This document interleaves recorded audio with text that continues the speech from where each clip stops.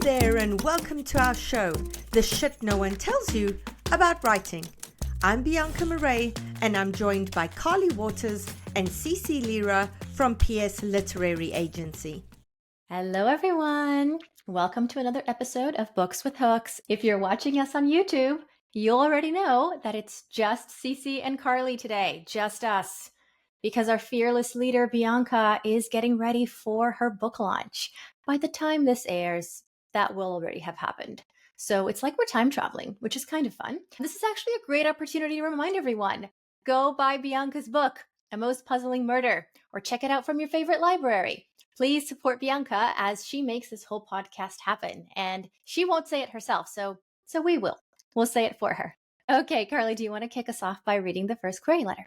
Absolutely. And I will echo what CeCe said, which is please support our lovely Bianca. As CeCe said, you know, she is very humble, but it is also very hard to get on your own podcast and talk about your own book all of the time. And she's been doing such a great job of putting together incredible social content in her launch, which I hope a bunch of you will be at because we will see you. And again, this is coming out in the future, so we will have already seen you. But we're so proud of her, and you know, she'll listen to this and be bashful, but we are very proud of her, Bianca. So Most Puzzling Murder should be all on your shelves, in your audio library, in your ebook library, and all the places. And we look forward to hearing what you guys think about her great book. Okay, here I go. Dear Carly, CeCe, and Bianca, thank you for all you do for us writers. Your voices kept me company while I was plotting and drafting this book. I found my amazing writing group thanks to Bianca's beta reader matchup. Yay! I submitted an earlier version of this query to Books with Hooks in 2023 and didn't get selected, but I'd love to get your feedback on the current version. I've sent some queries and had a couple of requests, but I think the letter could be improved before I query widely. Taking out this paragraph, the query is 372 words. I'm looking for representation for my 90,000 word debut, We Were the Good Girls, set in Finland and Barcelona. Given your interest in commercial women's fiction, I hope you might find this multi-POV novel in which the feminist themes of Whisper Network meet the political ambitions of Rodham and the complex friend group dynamics of the new season of The White Lotus, a good fit for your list. 13 years ago, three best friends spent a dizzying summer in Barcelona. It was supposed to be the perfect post-high school getaway for aspiring photographer Annika, future political powerhouse Mina, and party girl Sofia, art, food, boys, and a never-ending fiesta by the Mediterranean Sea, until an assault brought the group's simmering tensions to a boil. Now in their 30s, each is wrapped up in their problems. Annika is an up-and-coming food blogger and mother of three whose husband is almost certainly having an affair. Mina is one of the youngest women in Finnish history to reach chair position in a major political party, but she struggles to hold on to power, surrounded by the toxic men of her past. World traveler and comedian Sofia is estranged from her friends and still trying to get her life back on track after a decade of self-destructive behavior. When a journalist lets Mina in on a scoop of the PM's shady quid pro quo with the man who assaulted her friend all those years ago, the women reunite in Finland. Sofia devises a plan to take him down, but their nemesis is not happy to find them digging up the past. Now the women need to bring him to justice without revealing their own secrets and destroying the lives they've worked so hard to build since that wild summer 13 years ago. I'm a Finnish former political ghostwriter and stand-up comedian living in Buenos Aires, where I studied international relations and journalism and stayed for the wine, sunshine, and vibrant culture. This book was inspired by fierce female leaders like Finland's Sanna Marin, as well as my personal experiences of Barcelona, men, and working in politics. I've included the first 5 pages below. May I send you the full manuscript? Thank you for your time and consideration. Thank you, Carly. What was the word count, and what did you think of the query letter? All right, so there was that opening paragraph, and the author said if we take that out, it is 372 words. Without it taken out, it is 473. So quite a number of words added in there, but we always appreciate the context in which you guys find this podcast, so we appreciate it. Okay, so I really like this title. I think the comps are really strong. I think what I'm struggling with a little bit with this query is it's one of those things where I want to like this so bad. I want to like this dramatic story, these three women kind of talking about their dramatic past and what's going on in the present. And I'm coming to the word which gets used in publishing a lot, and CeCe and I can talk about it, is this word called familiar. Agents use this word sometimes, familiar. Editors use the word familiar. Like, what does it mean? I'm sure you guys who have been in the querying trenches or submission trenches might have heard this word before. So Here's the reality, right? There are so many kind of novels, news stories, pop culture bits that kind of get thrown around in our culture that get revisited a lot. And so sometimes those stories are with fresh eyes, sometimes they're not. And sometimes the stories do have fresh eyes, but it's not being pitched to us in a way that really focuses on what is especially unique about this story. I think this pitch is relying a lot on the familiarities of, if you like White Lotus, then you'll like this, or, Whisper Network, you'll like this. And I think the comps are strong, but I really don't fully understand what is overly unique about this particular story of women with past secrets trying to take down a man or a collection of men or something like that, right? And especially multi POV, because each of these stories has to have their own stakes in the matter. And then we need a group stake as well. So I just didn't really feel like we were getting to all of those juicy pieces that actually set this book apart. So I'm going to use the word familiar. It felt familiar to me. CeCe, I don't know if you want to expand on what familiar means to you, because as agents, we get this from editors sometimes. It's a brilliant assessment. I fully agree. I wish this weren't the reality, because if it weren't, it would make our job so much easier. If all we had to do was care about a subject matter and enjoy a type of story in order to sell a book, we would sell so many more books. And I don't just mean Carly and me, I mean all agents out there. Every literary agent out there would be like, yes, selling 10 books a day. Hooray, it's so much fun. That's not the reality, right? Like, we do need that really like fresh originality coming through, while also letting us know where it would sit, like what the comps would be, where it would sit on the shelves. So it's like a really hard balance to strike. You mentioned that you thought that the query letter might need a little bit of tweaking, and I think that your instincts are correct.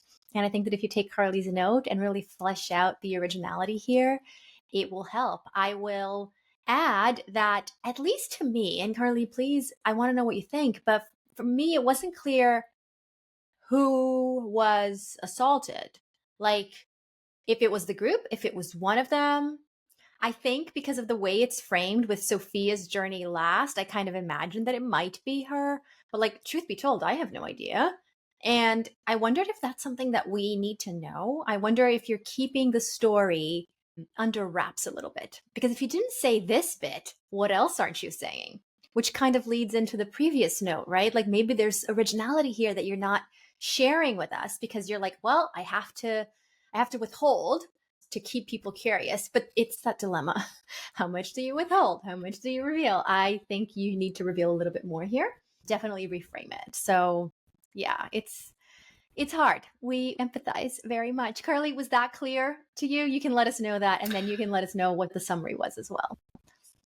Yeah, absolutely. Yeah, I think, everything CeCe said as well. I definitely think that I'm struggling with, the what's at stake question, right? Because it says Sophia devises a plan to take him down, but their nemesis is not happy to find them digging up the past. But like, what's at stake? Is it their reputation? Is it their lives? Like, again, this takes it from, drama to thriller. So it's pitched as women's fiction, which worries me about what is at stake, because sometimes with women's fiction, what's at stake is something internal, her pride. I can't have her pride at stake. Like, that's not what we need. We need like dramatic, plotty things to happen. So, and one note was just the bio. The bio is great. You clearly have an incredible background in terms of knowing the subject matter, having traveled yourself, having a super interesting life, and I'm sure you've met a lot of interesting people along the way. So well done there. You seem like a very interesting person.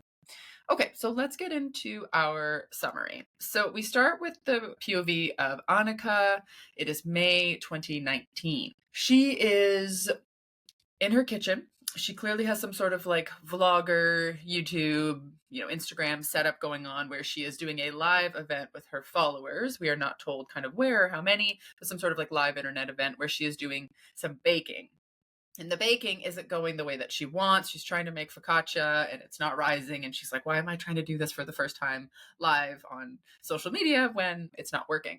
And then we hear somebody pull into the driveway and she's like, holy crap, my family wasn't supposed to get home yet. I'm trying to juggle this Instagram live, social media live situation, and it's not going well. My family's home early. I have young kids. They're going to be loud. All of this is kind of not working. And then we see the family through the protagonist's eyes talking to the neighbor, who she clearly has a beef with or is jealous of, who also is involved in something with social media, seems always to be perfect, and that's obviously bothering her. And so she's like doing this social media live, clearly very agitated. So I know Cece's gonna have a lot to say about what's going on externally versus what's going on internally, because there's a lot of interesting kind of dilemmas, which I think comes off really strong. So that's pretty much it. And then she reflects at the end on what would her friends do in this situation, because one of her friends showed up on the Instagram live, which adds to the drama of bringing these friends back together. And that is where we end.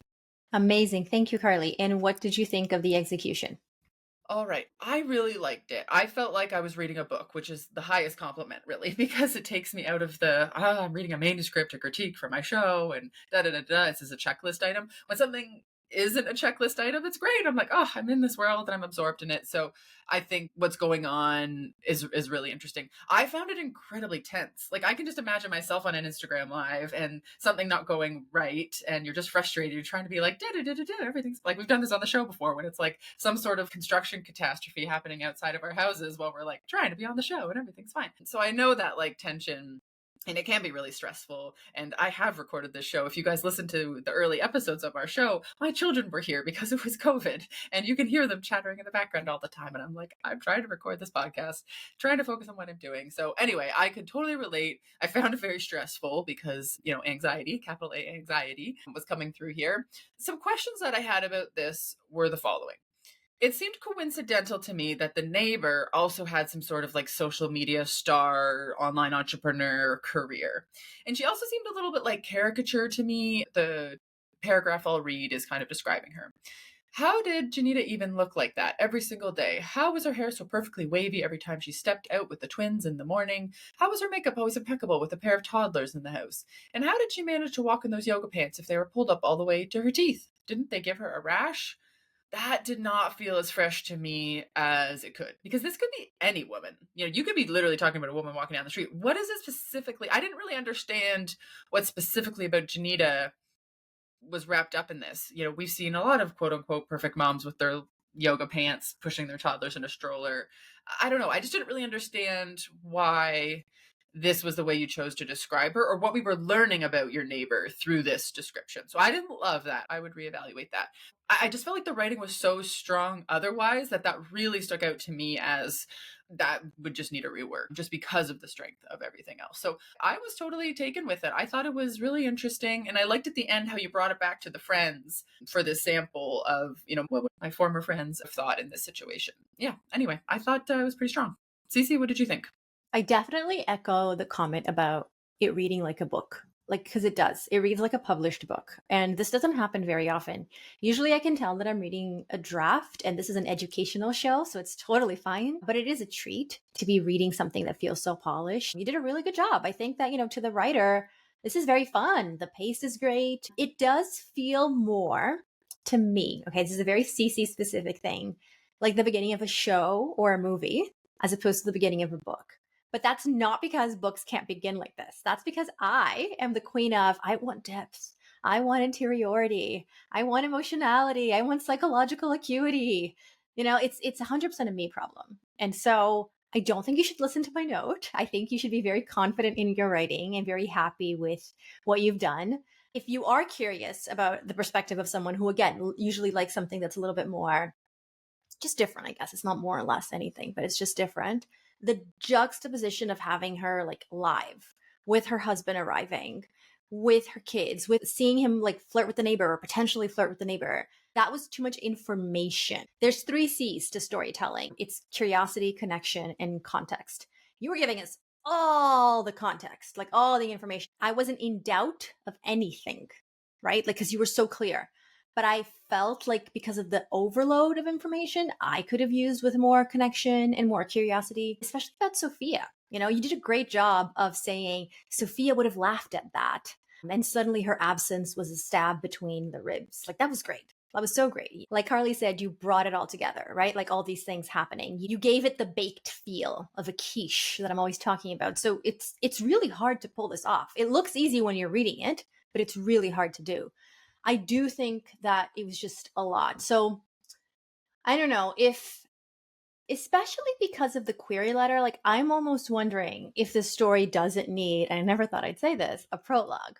like to add that layer of mystery, right? Because if we are going to go on an investigation of this man, I almost wonder if we don't need a prologue to like frame the mystery element of this. Although I don't know. I don't know if mystery is such a huge deal in your story because you are pitching it as women's fiction. So maybe I'm trying to make it into something that it's not. I don't know. I very much wish you were on the show with us because I wanted to ask you like these questions, like how much is the mystery? How much is the suspense? Just so we could know. But you did a really good job and you should be very proud. Thank you to this author. All right, I'm going to throw it to CeCe now for her to do her query. Okay, before we do that, let's hear from our sponsors. Dear CeCe, Bianca, and Carly, I'm so grateful to have found the shit no one tells you about writing and the beta group matchup. Both have become invaluable parts of my writing routine and have improved my novel immensely. Thank you, thank you, thank you. Word count from here, 420. Due to your interest in dysfunctional families, morally ambiguous protagonists, and settings that double as character, I'm seeking representation for my work of book club fiction, The Fire Pit, complete at 82,000 words. Through dual points of view, it explores what happens when a grandmother and granddaughter go from estranged to entangled. The Fire Pit narrates present-day impacts of generational trauma within a strong summer home setting, as in The Paper Palace by Miranda Cowley Heller, and has main characters in a similar emotional stage despite their age gap, as in The 100 Years of Lenny and Margot by Marianne Cronin. Spreading her husband's ashes 3 years after he died is the last instruction Loretta Brenner will ever need to follow from Elliot, the man who dominated her life for 50 years. She's relieved to finally gather her family at the island's camp they've gone to for generations until her estranged granddaughter, Josephine, shows up unannounced. Josephine can no longer delay adulthood with international travel. It's time to say yes to the woman she loves and find a career, but she can't move past the transient lifestyle her mother raised her in. So Josephine comes to the only place that's ever felt like home, hoping to learn from the legacy of her grandparents' relationship. When she discovers Loretta is secretly planning to sell the camp, Josephine vows to stay and stop her, even if it risks her romantic relationship. Loretta agrees, hoping to keep Josephine quiet so she can finally escape the burden of the camp and everything it represents. Having gone from estranged to entangled, Loretta and Josephine are surprised at how much they enjoy being together. However, when Josephine betrays Loretta and the true extent of Elliot's abuse is revealed, Loretta and Josephine must decide if they can work together to reconcile their family's past in a way that allows each woman to move forward with her future. I've been a full-time freelance writer for more than a decade, working in journalism and content marketing. My writing in the Washington Post, Oprah Magazine, The Independent, Business Insider, and more has been read by millions. I live in rural New Hampshire, near the cabin where 6 generations of my family spent their summers, which inspired The Fire Pit. I was previously represented by Redacted at Redacted Literary Agency and amicably parted ways after a nonfiction project died on submission and my agent left the industry. My first 5 pages are below. Could I send you the full manuscript? Sincerely, Kelly Birch. Thank you, CeCe. And what did you think of that query letter? So I need to start with the author paragraph, which I never do. I'm going like all over the place today. This is such an impressive author paragraph, like so impressive. Great job. We rarely see something with so many credentials. It's just really, really impressive and it's amazing. So congratulations. Now I'm going to hop to the title, which, as you guys know, is not something I usually obsess about at all. I'm always like, well, who cares? The title, who cares? Give me the story. I don't think this title is great for your story. Because I read The Fire Pit and I'm like, I don't, like, it didn't give me those vibes, you know? Like the summer campy vibe, the intergenerational trauma vibe. Like it didn't feel like a dual point of view grandmother, granddaughter story. And I never thought I'd say this. I'm always like so impressed when Carly talks about titles, but I'm like, doesn't really matter to me. I'm fine. And I think this is contagious, maybe. I think that now I care about titles too. It's something you have to care about. I mean, it's part of the brand. I mean, I think personally, I'll just jump in really quick and CeCe can hop back to it. But it sounds like a thriller to me. It's like The Fire Pit. I don't know, something like fire, very dramatic. Unless something has to do in the story with the fire pit, was somebody pushed into the fire pit? Like, again, I don't know where the story's going. We could come back to the fire pit as a central location, but also, again, I'll say one more thing and then go back to CeCe. Like when you're thinking about the cover, when we're thinking about the title, you have to put a fire pit on. So I don't like titles sometimes where we have to spell it out, the fire pit, and then what else are you going to put on the cover? A fire pit. So then it's like the fire pit and then a picture of a fire pit. Do you know what I'm trying to say? It's like doubling down on the imagery and the branding, which makes it feel like a thriller. Okay, back to CeCe. I was bitten by your bug and you were bitten by mine because you were like, a quick thing. And then you went off on a CeCe ramble. So this is the best, guys. We're now being contagious. Freaky Friday. Ooh, if we had a Freaky Friday, I would be able to run a marathon. That would be cool. Anyway, okay. I do think that the query letter is good, but I'll be honest. I finished reading this query letter and the first thought that popped into my head was, where's the present day conflict? And this is actually a lot more common than people might think. We see it as literary agents all the time. Pitches that have strong elements, an interesting premise, simmering tension between the protagonists, plenty of backstory, a really cool hook, like grandmother, granddaughter, estranged, entangled. Like, this is a cool hook. But no present day conflict. Tension isn't conflict, they're different things. And the key word here really is present day. Like, I see sources of conflict in the past, but not in the present. My best guess is that the present day conflict exists, but the writer either got carried away adding the backstory, which is so interesting, or maybe the writer got worried that revealing the conflict would result in spoilers. Right now, for me, it's way too amorphous, too vague. It's depicted in words like reconcile and move forward, and that really doesn't paint a clear picture, right? I want clear, I want compelling. It might be buried actually in the line that reads, I'll read it for you, when Josephine betrays Loretta. So maybe that's the present day central conflict. Or maybe that's the climax. I don't know. I wish the author were on the show so I could ask her about it. Another possibility is that this is a quiet novel, right? If that's the case, I'll be honest, I don't think you should pitch it as book club fiction. So for me, book club fiction requires sharp, gripping, present day conflict. It's really a non-negotiable. And I am really grateful to the writer for submitting their work because it does give us an opportunity to talk about the importance of ensuring that your story's present day conflict is really present in the query letter. So that was great. I do love the hook. I want to be clear about that. You know, like having estranged grandmother, granddaughter, like that's really interesting. And there's a lot that we can potentially unpack there. As someone who is very, very close to my grandmother, she has already passed away, but I still refer to that in the present because the relationship feels alive to me. I love that, and I would 100% read a book with this hook. I just think that we need to flesh out the present day conflict. Carly, what did you think? All right, I definitely agree. So I was kind of like searching for what it was. Like, to me, I think the way that I read it is that the present day hook is going to be in the battle for who owns the property, what's going to happen to the property, does she want to keep it, da da da da. So I do think there is something there, but it's not spelled out at all. And CeCe and I both had to go looking for it. And we said so many times on this show, agents aren't always going to have time to go looking for those details. So I had some fun with this query today. I had a little bit of extra time on my hands, which I don't usually have some extra time on my hands. So I decided to rewrite your hook for you in 5 different ways. And I never do this because, again, it takes a lot of time and thought about what is actually hooky about this. But I think CeCe and I can both sense like there is a hook here. It's just not being communicated very well. So if you're part of my author's publishing playbook, you have access to all of my hook templates. So what I did was I took my hook templates from my program and kind of plugged in this book into my hook templates. So I'm going to give you 5 hook examples today where I took my templates, I took this query, mashed them together using 3 different templates of mine, and you'll kind of see what I mean by that. In my course, I have 8 different templates, so lots more options, but not every template is always going to be for every book. So I'm going to give you my examples here. For the rest of them that aren't kind of on display, obviously you guys can head to my author's publishing playbook and have access to all of this right in front of you. Okay, so the first one that we are going to go through is the character plus goal plus obstacle hook. So when I take this template, the character, goal, obstacle template, and I take all of the elements of this book, this is what we get. A grandmother must finally escape the burden of her family's vacation home, despite her estranged granddaughter's unexpected arrival and determination to save it. So we have, what is our character? What is their goal? What is their obstacle?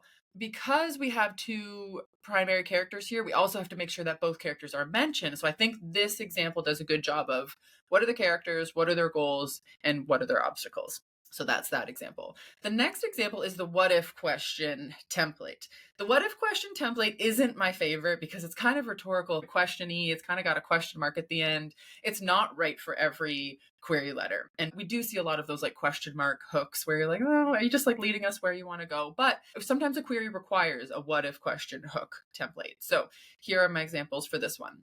What if the place you called home held the key to your family's deepest wounds, and to heal them, you had to risk losing it all?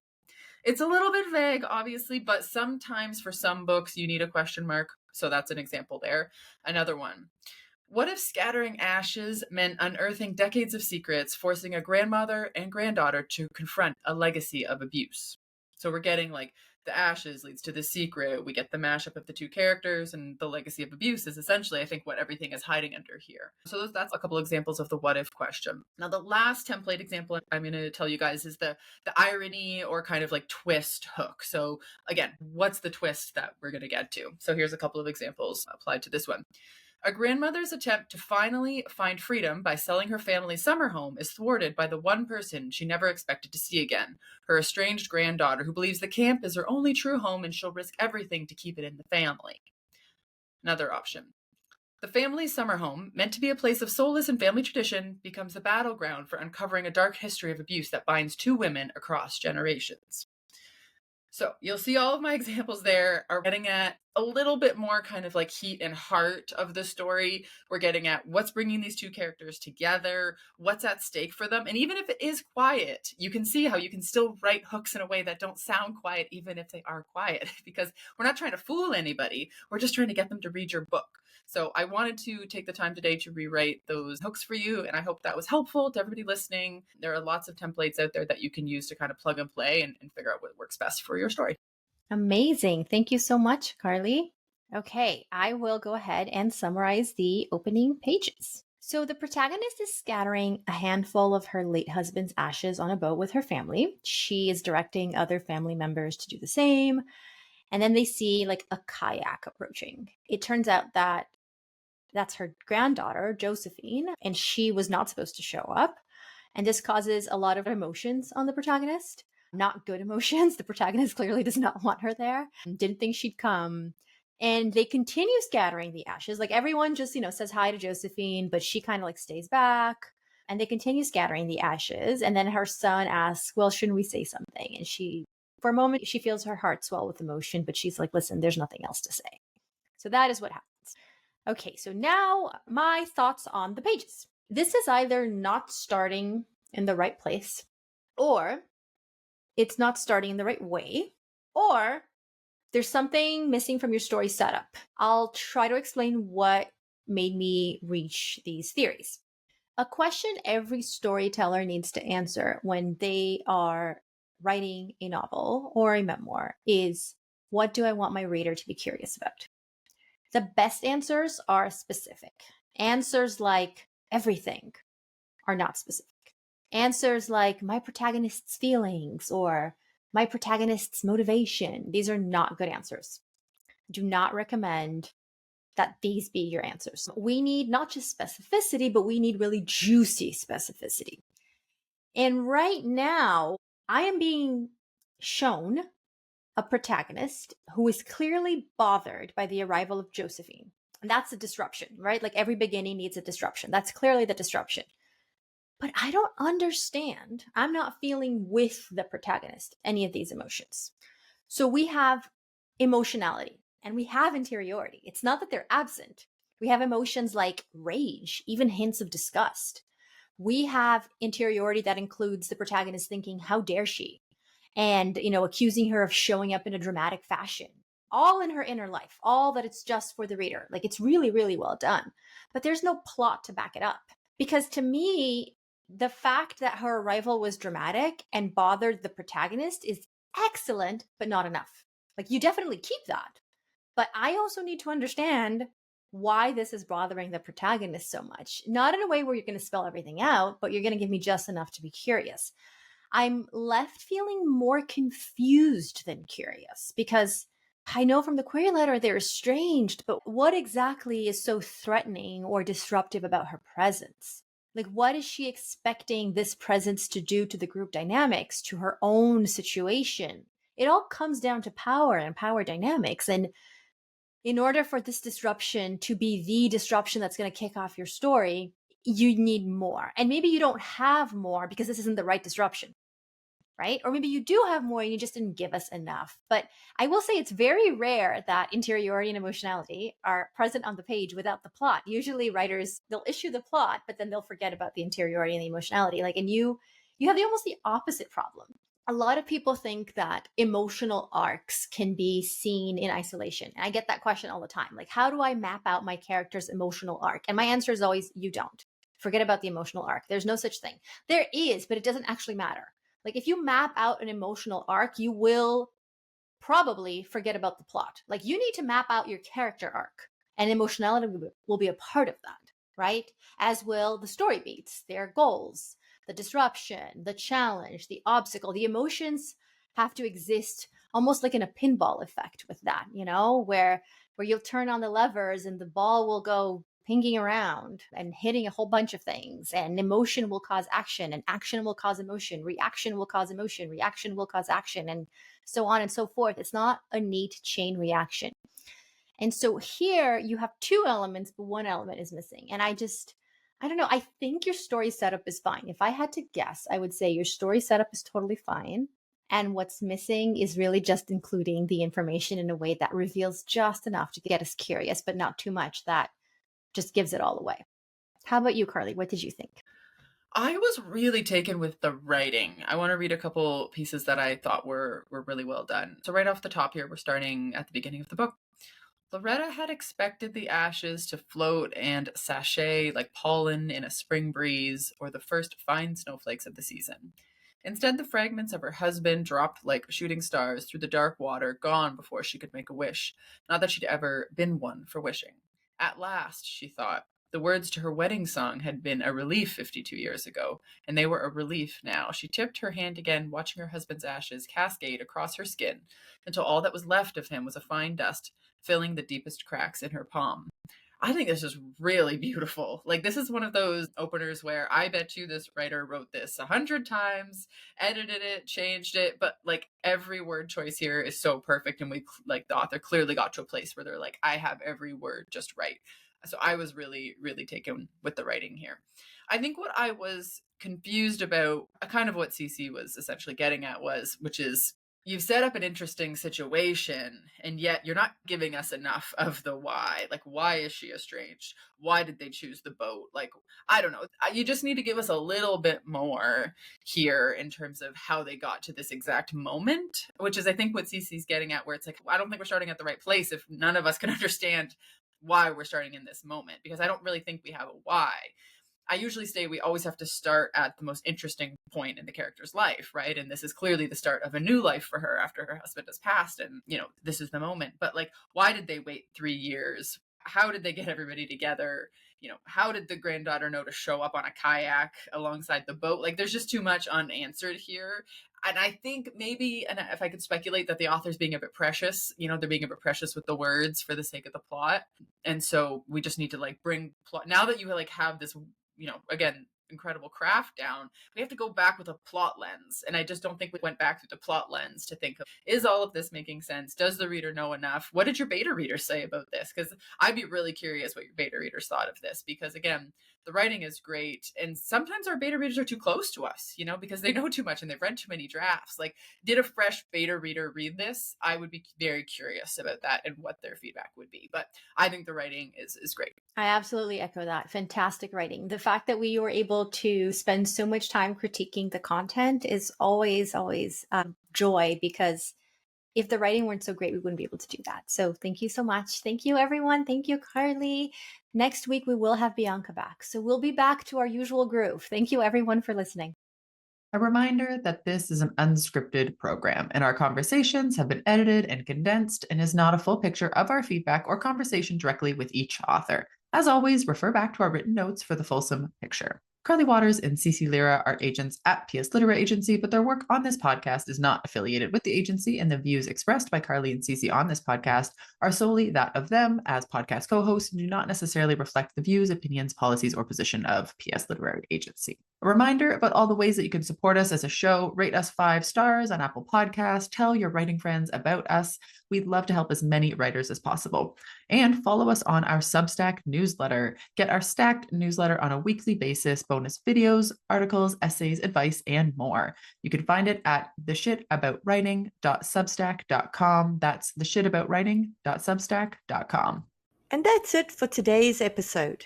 I hope you'll join us for next week's show. In the meantime, keep at it. Remember, it just takes one yes.